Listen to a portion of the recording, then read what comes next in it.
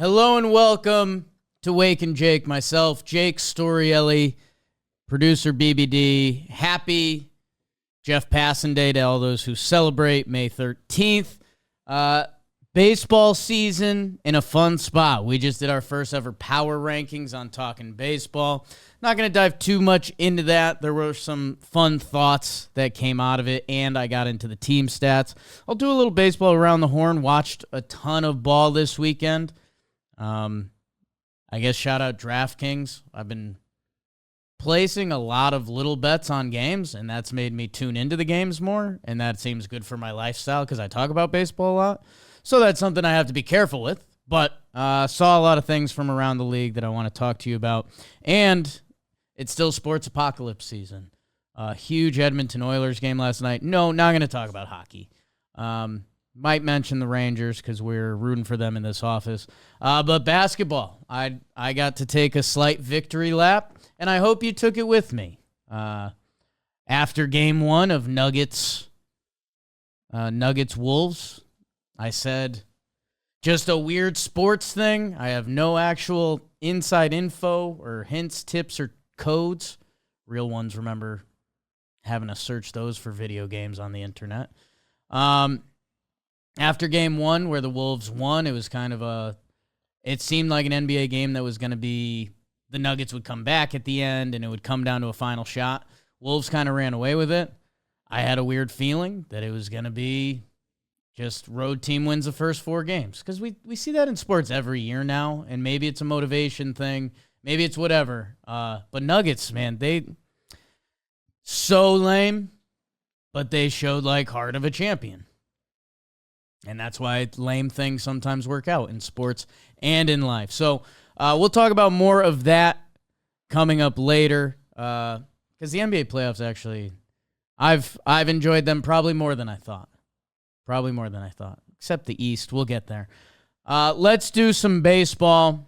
And if you don't know, and if you're watching on YouTube, hi, subscribe. I'm wearing a suit today. 4 years ago during the pandemic, made up Jeff Passan Day.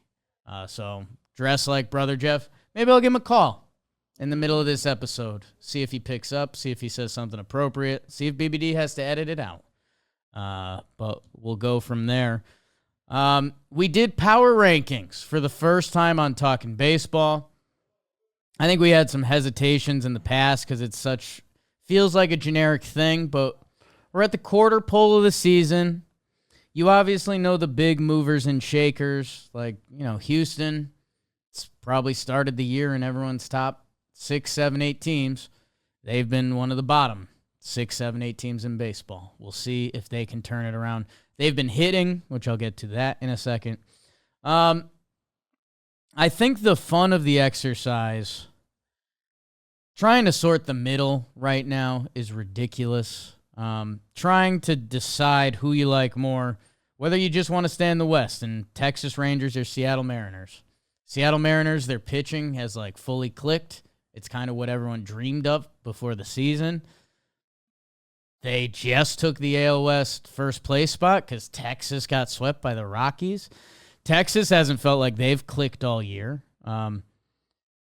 Their hitting and pitching stats, they've been lackluster pitching, and the hitting hasn't been over the moon. That we could look back at either of those teams in 2 months and just laugh because they could be two of the best teams in baseball.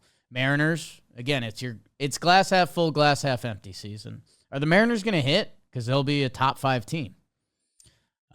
Is Texas going to pitch a little more and have their hitting go off? Because then they could be back to being Texas from last year. I think we just saw the Arizona Diamondbacks turn the corner. They got a couple guys back. Corbin Carroll kind of broke out of his slump that I think you're going to see the Snakes make a run. But in that AL West, what does a run even mean at this point?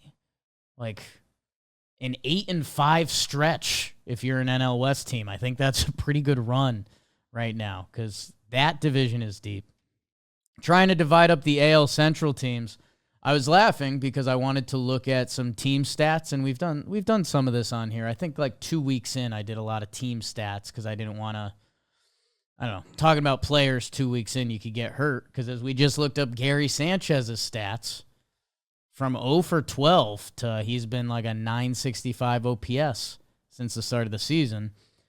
Players, it's kind of unfair to look at like that, and teams too, because things can change on a dime. But now, again, quarter of the way through the season, May the 13th be with you. Looking at the team pitching stats, the Red Sox are still first in ERA by a lot. The Red Sox team has a 2.75 ERA. 2.75. The next best team is the New York Yankees with a 3.1. So how about that? Yankees, Red Sox, babe. We still got it. This is baseball. Last year, your team ERA leaders was the Milwaukee Brewers at 3.71. So expect a lot of those numbers to come up, but actually it's been a pitching season. We've talked about OPS pluses a lot. Yeah. Pitching's been up this year. Hitting's been down a little bit. Yeah, there's 10 teams better than that this year, that Brewers number. Yeah, so that's pretty wild to see. Let me look at last year's hitting a little bit just to see if it felt like hitting was up. And Brewers aren't one of them. Yeah. Oh, I went back to 2023. Hitting last year, my God, what the Braves did was unholy. Shout out Sam Smith. Mm-hmm. Yeah, I guess hitting was up a little bit across the board last year. So an interesting thing as this season goes on. And I feel like there's always a week every summer where there's just a massive hitting week. And everyone's just like, it got warmer. The hitters caught up. We'll see if that happens. I don't know. Something like that will, but does every year. The stats I wanted to talk to you about before I derailed my personal self. I mentioned the team pitching. The Red Sox 2.75 is insane. They have 7 games with Tampa this week. Tampa just got a couple bodies back. Both these teams floating around 500. Let's see if push comes to shove in any of those games. Yankees, it's funny they're second in ERA. Have they felt like that? Kind of. The starting pitching's been really good of lately. Even without necessarily the innings from some guys. And on the whole, I think that's corrected. But early, I feel like nobody was giving them length. But we were all like, but like that is a good start. And the bullpen was scary, but they also had a stretch of like 18 scoreless or something, which was just, again, you're looking at the names back there, and it's not the 2019 Yankees pen, but they've been pitching. The Dodgers pitch every year. They are third in team ERA. The Philadelphia Phillies, 3.29. They were our number 2 team on power rankings. Go look at their stats. They are on top of the NL East right now. I know they just lost Trey Turner, but with what Ranger Suarez has done and Alec Boehm, a couple other guys, Jeff Hoffman out of their bullpen, Phillies are stacked. Baltimore Orioles are somehow 5th. Every year we look at their pitching and we're like, well, they don't really have any names. Well, Cole Irvin's pitching his tootsie off, and you know I don't like saying that. Corbin Burns has been great. Kyle Bradish just came back. And then 6th is your Seattle Mariners with a 3.38 ERA. Orioles, Phillies, Dodgers, Yankees. Those are 2 through 5. And they were all in the top 5 of our power rankings we did. So that kind of scratches before we get to the offense. I did think it was funny. There's one big leap on here. You go, Braves are 10th in ERA at 3.47. Then it jumps to the Mets at 3.72. So that's kind of one of her, if you were doing team ERA tiers, that would be one of the tiers. The 3 teams in the Central, the Detroit Tigers, the Royals, and the Guardians. So no Twins yet. They're still, Twins are funky to evaluate just because, I mean, it's been a tale of 2 seasons. They've had a 17-3 run. They've looked like one of the best teams. I think they had a 7-13 run before that. So tough to evaluate their team stats. The Tigers have a 3.41 ERA. Okay, that's pretty good. That has them in 7th. The Royals are a 3.42. So 0-1 down. And .01 down from them is the Guardians. So the AL Central that we've applauded because they've been better, I thought it was funny that all three of those teams are separated by decimal points pitching-wise, which then takes me over to the hitting side of the ball because I mentioned all those good teams on the top of the pitching stats, which makes sense. But if you've been listening to Talking Baseball or Waking Jake, thank you. And your top teams by OPS, Los Angeles Dodgers, they were first on our power rankings for obvious reasons. Number 2, the Philadelphia Phillies. They were second on our power rankings. The Milwaukee Brewers, which turned out were a consensus 6th team in our power rankings, who they're getting it done on both sides of the ball. The New York Yankees, who are consensus top 5 in our power rankings. They are 4th in OPS and 2nd in team ERA. Okay, Yankees. They are at the table this year, and this is before Cole. This is before Jason Dominguez. No DJ LeMahieu this season. Who remember the quote from the offseason that was like, remember when they were doing lineup stuff and Judge had his, as long as me, DJ, and Soto are up there. Yeah. I mean, Judge didn't go until a week ago. His stats. It's funny. The expectations for Aaron Judge are very high, and he pretty much lives up to them. His OPS is 866 now. It's felt like a down year for Judge. It was, and it kind of was. It legitimately was like the worst month he's had since his rookie year, but he's so good, man. That's awesome. Trevor took him in the homer draft against the Twins this week, and I'm starting to like that pick. Go Judgy, go. Anyways, team offenses: Yankees are 4th, Orioles are 5th, lead MLB in homers, 5th in OPS. The Atlanta Braves are 6th. They were slightly controversial on the power rankings because it felt like they haven't clicked yet, but they do have one of the best records in baseball, and they're going to be there. I'll be interested to see. For whatever reason, they've played the least amount of games. They've played 37 games. Where I remember them losing at least one of their Mets games. Where they'll make up later. The majority of teams have played 42, 41 games. So I think that's the funny part of the exercise. If the Braves play their next 4 games and they go 3-1 in them, the Braves have gone off to the record start that we've more or less expected without the performance, which is crazy. And I think it's almost scary. But I do hope it's teeing up for an awesome NL East chase between them and the Phillies this summer. What I was getting to, I'm on a big hitting kicks, hitting wins. Dodgers, Phillies, Brewers, Yankees, Orioles, Braves. That was almost our consensus top 6. Me, Trev, BBD on Talking Baseball. They are your top 6 hitting teams. My only hole in this system currently, the Houston Astros are 8th. And you know what's going on with their season. And we'll see what they can salvage. I think they're 10 games under 500 right now. Still a little time to get hot. After them, it keeps going. I mean, the Twins, who are now competing in the favorites for the Central again. San Diego and the Texas Rangers round off the top 10. What to do with that? AL Central, I have no idea. I want one of you teams to win my heart over. And I just don't know if you're going to do it. The Guardians and Royals, eerily similar.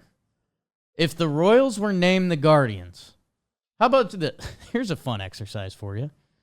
If both of these teams were named the Guardians, if it was Guardians A and Guardians B, which team would you like more?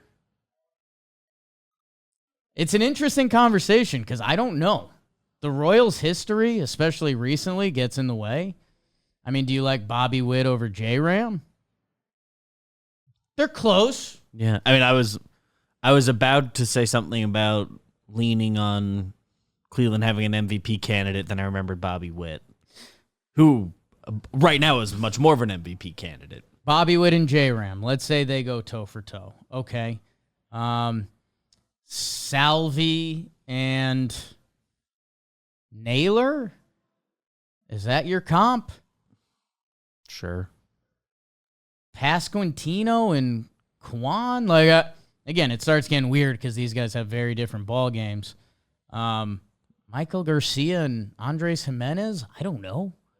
I think these two teams are very close, especially with the way the Royals been pitching. Mentioned both these pitching staffs. I think Cleveland has the best bullpen ERA. Kansas City's starting pitching has been better. Their lineups have been similar. I think KC has a slight edge. The Guardians do have a recent history of winning and got off to a really hot start that kind of overshadowed a couple other teams in the Central. If you like the Guardians, you should like the Royals. If you like the Royals, you should like the Guardians. If you don't like either, then you live on the East or the West Coast. And yet the Twins have snuck up, and Fangraphs has them as 61.1% chance to win the division this year. My other closing final notes on just some of the team stuff and around the league watching this weekend. Rhys Hoskins for those Brewers that are top 5 on both lists. His stability of just being Rhys Hoskins is huge for that team, and he won them a game with a 3-run homer late against Andrew Kittredge. That may go down as the signing of the offseason, and we will relive this offseason at some point to see how guys are contributing. I think we made fun of the Cooper Criswell trade pretty bad for the Sox. He's been great. That's some deep cut stuff, huh? Wow. The other things I wanted to note on the other side of the coin, we talked about a lot of positives. The Brewers might be Brewers are 3rd in OPS. Where are they pitching-wise? Oh, more middle of the pack than I thought. Okay. They've been offensively generated. Good run prevention team. Braves are coming. Can't wait to see if Seattle hits. On the other end of the spectrum, if you can't hit, you're not going to be a good team. The bottom OPS teams in reverse order, Chicago White Sox. Yep. They have a 602 team OPS. That's horrid. 217 team batting average. It's gross. Miami Marlins.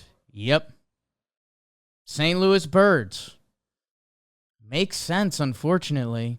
That's got to be frustrating because they thought they could hit, and now they're not hitting this year. The wheels are falling off quick there. Pirates have been ugly to watch for a while. Cincinnati Reds. They have not had the juice this year. They have a tough schedule coming. It's kind of put up or shut up time in Cincinnati. And then you have this hodgepodge Mariners, Tigers, Blue Jays. How about this? I'll spin it in a positive way. One of those 3 teams should hit.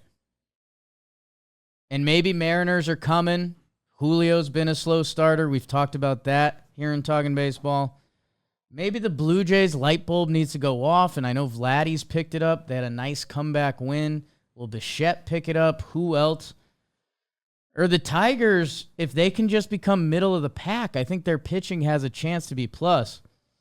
One of those 3 teams will pick it up, and if they can become an average offense, I think they can have a good team. But also, if they stay around there, it's why I've been nervous about Seattle. If they stay like this, it's just unsustainable because your pitching feels this. Mm-hmm. Like, I was watching some of their games with Oakland this weekend. Oakland felt like the power player, which it's 3 teams. I'm not going to overanalyze it. But if you're Seattle and you're pitching that well with your starting pitching and your bullpen, but your offense isn't bringing it, there's something looming in the air every night that if you make one bad pitch and that game goes from a 1-0 lead to a 3-1 lead for the other team, it just turns into back-breaking losses. That I've been nervous on the Mariners. I think their offense is going to pick up because Julio drives it. He started slow every year. But they need to see that because otherwise we talk about stressful pitches. The Mariners are throwing more stressful pitches because they're in tight games. So they need to figure it out. Blue Jays. It's more tight games. It's more, you can never give your good bullpen the night off. You have to extend your starter a little more, or you don't get them lower lift late innings. Like that adds up over a year. You gotta. I've seen the Yankees try to do that the last year and a half. It's a bad feeling. And anecdotally, much more fun to watch a team that hits a lot, even if you can't pitch, than a team that does pitch well, but you can't hit. That's just more fun. The Toronto Blue Jays are 25th in team ERA, 24th in team OPS. Not who they're supposed to be. I hope that's something they can look back and laugh on, because right now they're starting to hit a dangerous area. Let's check out some Blue Jays schedule. Toronto, they just played Minnesota. At Baltimore for 3. Tampa and the White Sox. Hey, handle some division business and you guys will be back. But it hasn't been their strength. You know what? Another guy that just deserves a shout-out because I can't believe how good he is? Danny Jansen. He just stuck out looking at their stat page. Why is Kirky getting more starts right now? And this is when you know you're getting into loser baseball talk. Danny Jansen's last 3 years, 176 games, so over a full season. Those are almost like, I don't want to say 2 full catcher seasons, but close. Like if you're playing 90 games as a catcher, it's a little off pace, but he's had injuries and splitting times. In 176 games, Danny Jansen's had 36 home runs, a 250 batting average, 331 on base, and 841 OPS. Danny Jansen has been a slugger for the past 3 years when he's been on the field. Is there a way? No, it might be kind of. Well, no, I just want this to be complimentary to Danny Jansen, but, there's an argument he's been better than Vladdy. Especially positional value. Vladdy plays kind of running back last year. Vladdy plays every day, which he does deserve more credit for. That's awesome. Vladdy, the last 3 years, has a 798 OPS. Vladdy, let's go, man. Let's go. 25. Sorry, Blue Jay fans, for landing in that spot, but I know you guys. I've seen your guys' comments. You guys want something to happen with this team. And it is fight or flight mode. We've said it before, but 1 year on Vladdy's page looks like an outlier, right? And it ain't bad. The rest, that's not bad. Did I see anything else? No, I think I touched on it. St. Louis. The NL Central went from "Are we good?" to "not" pretty quick. Pirates, Reds, and Cardinals all in the bad place. God, Cardinals, what a sad story. Figure it out. Let's jump to the other sports because I think playoff basketball has been a lot of fun. Let's go back to Nuggets and the T-Wolves. Road, as famously heard on this program. Last night was a great game that should have been an even better game. Anthony Edwards goes nuts. Anthony Edwards goes 16 of 25 from the field. He's a guard. 5 of 8 from 3. 44 points, 5 rebounds, 5 assists, 2 steals, 1 block. 45 minutes is the most on his team. The second most was 38. He was out there grinding. He was so much of the offense.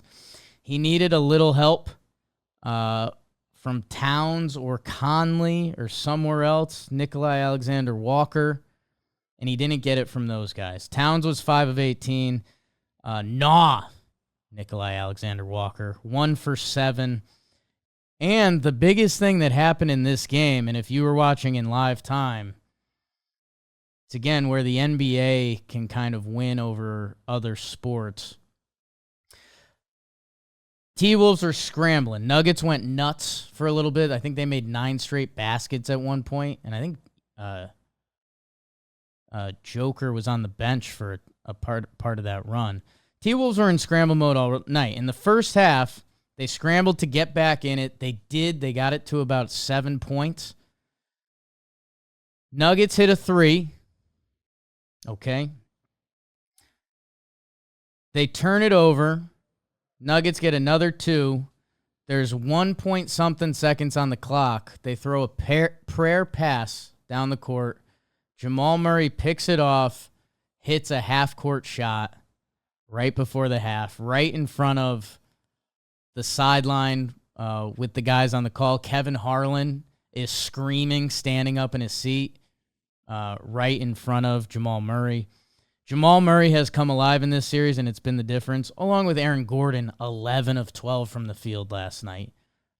And Nikola, he was 15 of 26 his own. So if you're looking for the stars to perform, they're doing it in this series. They're going back to Denver for Game 5.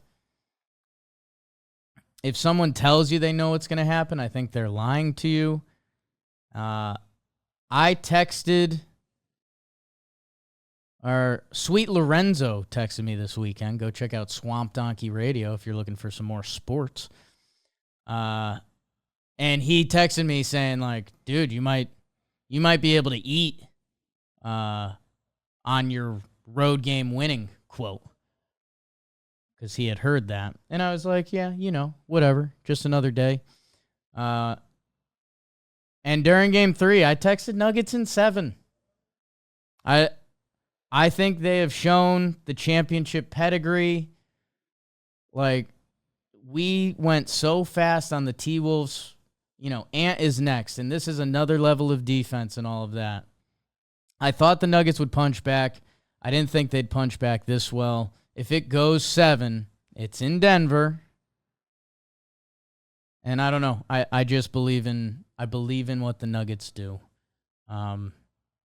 And I think the T-Wolves will have to use this as their NBA got punched in the chin, got real close moment. If I'm wrong, I'm okay with that, man, because the T-Wolves are awesome. Anthony Edwards is delightful.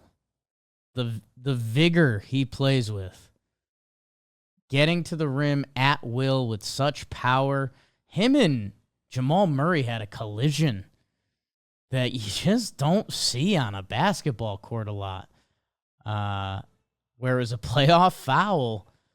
He almost fought through and got the end one. He did not. Come on, Cat. Karl Anthony Towns, our guy. They need him to be better than 5 of 18. Don't be shocked if he is. Because offensively, he is a brilliant player. Brilliant. That series is much must-watch anytime it is on.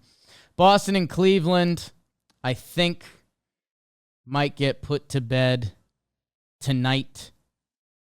Boston's up 2-1. Cleveland won Game 2. The Celtics had their classic Game 2 slip-up, and then Tatum hit him with, like, just the quotes you don't want to hear from your star player. I get it, and the more I've digested, I understand it more. He was saying, like, you guys didn't give us Coach of the Year. I didn't get MVP respect. Like, we're not a super team. And it's kind of like, it's kind of ignoring the point of a super team, that it's all the sum of all parts. Like, everything all in makes you a super team. They lost that Game 2 to Cleveland, and then they dominated Game 3. I would expect more of the same tonight. I don't think they're going to lose to the Cleveland Cavaliers.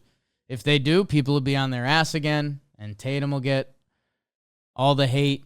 I've kind of said my New York kicks in with Tatum a little bit. I don't love him as much as I should, but it's very much like New York bias. And I don't know. The other thing by me is dumb. Like, it's that he channels Kobe a lot, and him and Kobe play so differently, and some of that should be complimentary to Tatum. Like, Kobe's play was. A lot of people were critical of Kobe because he didn't play team basketball, which the Celtics are doing and dominating teams. So, The last several years of Kobe's career, when it stopped translating to a lot of winning, it wasn't complimented. It was anti-complimentary. It was, we've thrown that bit of history away given circumstances. And that's really dumb because the Celtics play a great team game. They are a great team, 64 wins.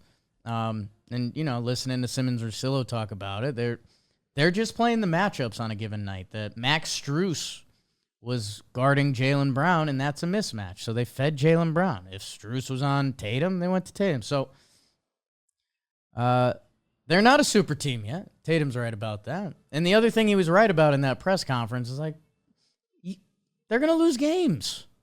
This is the NBA. It's Donovan Mitchell. Like, Cavs were the 4 seed. So I understand it. The quotes kind of came off as tough, and it's not what you want to hear from your star player, but you can get over that pretty easily. OKC and Dallas. Now that's the goods. This is a pretty typical NBA. OKC Thunder are the better team. They won 57 games this regular season. SGA is a star. I think he can go toe-to-toe with any other star. It's kind of the secondary pieces for Oklahoma City. Where are they going to get their big nights from? The Mavs have taken the last 2 games to take a 2-1 series lead, as they'll play one more in Dallas. PJ Washington has gone nuts. People are debating to call the Dallas Luka, Kyrie, and PJ Washington a big 3. You might want to pause on that. We saw Caleb Martin go nuts last year for Miami, and that didn't stick as big 3. PJ Washington was in a pretty bad situation with Charlotte. Feels like it's coming together. Good for him. Cats. Go PJ. Him and Kyrie have been electric. Luka kind of hasn't been amazing, although 22, 15, and 5, and that's his not amazing. Again, Luka kind of lives in another realm. Dallas really knows what they do. PJ Washington, go get some buckets, shoot 3. Kyrie, be Kyrie. Luka, be Luka. Gafford, put your hands in the air, dunk it, or grab rebounds. That's what you're doing. Derrick Jones Jr., be an athlete. Play defense, cut hard. If they give you an open 3, take it. Derek Lively, Gafford part 2. Be big, be athletic. A couple other guys are contributing for them, but my point more so is taking it over to Oklahoma City and looking at this Game 3 box score. SGA goes for 31, 10, and 6. Okay. Kind of what you're looking for. He's 10 of 23 from the field. Took a couple meh shots late, but 9 of 10 from the free throw line. Like, that's a solid Shea game. You'll get better, but that's a solid Shea game. Giddey, 4 for 8 in limited minutes. Dort, 3 for 9, but he plays crazy defense. Like, that's an okay Dort line. You'd hope for a little more. That line won't kill you. No, Dort's out there to play defense. J-Dub, Jalen Williams, 16 points, 8 assists, 6 boards, 7 of 12 from the field. It's a good night. They kind of look for him for more scoring, but what he was doing was helping the team. Chet goes 5 of 9, 13 points, 8 rebounds. They're looking for a little more from Chet. And that's fair, but again, the percentages, nobody really had a bad night for them. The other Jalen Williams, 0 for 2 in 13 minutes, sure. Isaiah Joe, who's an awesome shooter, scorer off the bench for them, he goes 5 of 7. So I guess for me, where I get scared, Luka kind of hasn't had his game yet. If you're OKC, it's one of those you're kind of looking around and wondering, what did we really do that wrong? on our end. And it kind of comes back to NBA stars are kind of going to be the stars. Like for Denver Nuggets, them coming back in these games, it's Nikola, Jamal, Aaron Gordon. Like that's where they get it. Dallas has that set up. Kyrie and Luka got to do their thing, and PJ has been. Where if you're OKC, I don't know. You need Shea's doing his thing. He's going to continue to. Maybe you need Jalen Williams to take a step up. It's where they're young. Big game 4, in Dallas. If Dallas can get that 3-1 lead. Exciting and scary because you're going back to OKC. You don't want to get people talking about 3-1 in NBA. That is like the biggest gasp. People almost expect failure when 3-1 happens. But that series has been a lot of fun. Good basketball. And Kyrie Irving. A lot of people wrote off Kyrie. Well, he's writing back. Tell him, Gino. That quote still doesn't make sense. Didn't write back. Just doesn't make sense. The last series, your New York Knicks. They have been playing the Hicks, Indiana Pacers. And I would have gotten these games reversed. Game 3, the Knicks, they know they're going to be without OG Anunoby. Mitchell Robinson is out.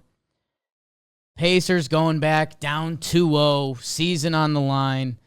That I kind of thought, I didn't think they'd mail it in, but I definitely thought if the Pacers got some good juice going early that the Knicks would be like, hey, we're playing short. Going into that game, I thought decent chance Knicks get as stomped as they can. People assumed the Knicks were going to lose game 4 and potentially in bad fashion. They came out and they did not do that. They had a lead going into the 4th. Jalen Brunson, 26 points. The shooting numbers are a little more inefficient than you'd think. DiVincenzo, 7 of 11 for 3. That guy is having a postseason. Get some positive contribution from Deuce McBride, which, again, the Knicks are just looking for anyone else to contribute. The game basically comes down to Nembhard shooting a prayer of a 3 from deep that basically goes off his chin as he's shooting. And he drains it. That if for that the shot of his career, easily, if that shot doesn't go in, we might be talking about Knicks going up 3-0 with a chance to sweep or fully reset. Instead, Game 4 happens, in which everyone thought was going to be the Game 3, where the Pacers just roll them. I mean, there's some shooting stuff early that. I think the Pacers were making 60% of their threes, and the Knicks were at 10%. They finished the game 7 of 37 from 3 for the New York Knicks, best three-point shooting team in the league, while the Pacers went 14 of 31, 45.2. That wasn't everything, though, because a big chunk of it is that the Knicks are just worn out and beat up. I mean, they're missing 3 guys that, if you just looked at their roster and everyone was healthy, that could be starters. I mean, Julius Randle has been out. Anunoby, Mitch Robb, that they're depleted right now. And you're just hoping maybe Alec Burks' 23 minutes matter. Or Deuce plays another 32 in that game. Or maybe the most important thing that happened for the Knicks is that Josh Hart played 24 minutes. Brunson still plays 31. Which is light work for him now, unfortunately. Good on the Pacers. They take care of their home court. Halliburton is looking more like early season Halliburton, which could change this series and put it on its head. I cannot wait for Game 5. TJ McConnell getting more run, which I don't love for the Knicks. The Garden should be rocking for Game 5. I think Knicks are going to be all hands on deck. The Garden's going to be all hands on deck. It should be a rowdy environment. If the Pacers take that one, the Knicks might just be worn out. But another reason, obviously there's 3 games left in a tied series. Every game is important, Jake. I think after Game 5, there's an extra rest day, which for the Knicks is just imperative at this point.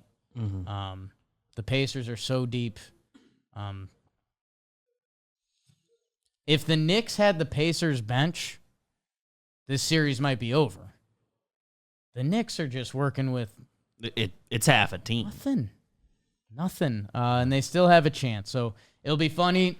It'll be fun to see if Jalen Brunson kind of closes the loop on his just magic season. If he can carry this Knicks roster to the next round, even if it's to get bludgeoned by the Celtics, it's somewhat legendary stuff. Or the Pacers, who, reminder, you're losers of the in-season tournament. If they can go on and we have to do 2 weeks of can the Pacers kind of give them hell? And maybe they can.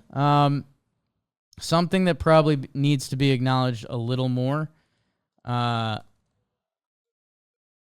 Rick Carlisle is like an all-time NBA coach. For sure. I'll bring up his wiki real quick for you. And I won't talk about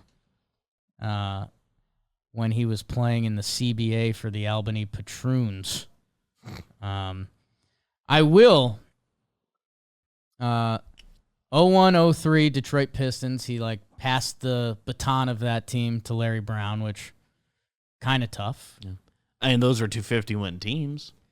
50-win teams. He goes on to the 03-07 Pacers from there. They put some ball clubs together.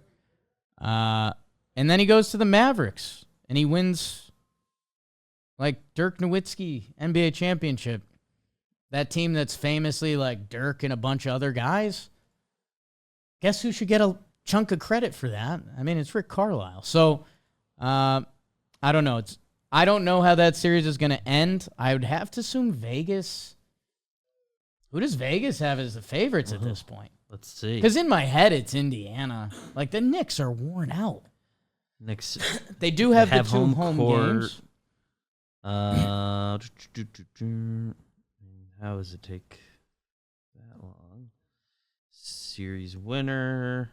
Come on. Pacers slight favorites, but it is awfully close. It makes sense. Knicks are plus 100 to win. Pacers minus 120. So they have it right there. Essentially a pick 'em. God. Carlisle, Luka Doncic era. All right, I'm going to have to get off of his Wikipedia, although he is married. In 2000, he married pediatrician Dr. Donna Nobile. Sure.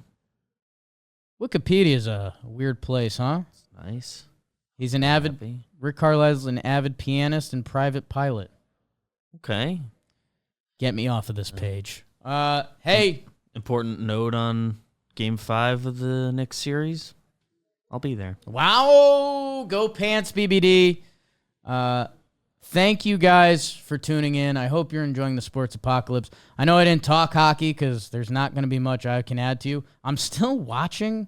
I'm finding it hard to go to bed while there's still a game on, which maybe that's just some personal stuff.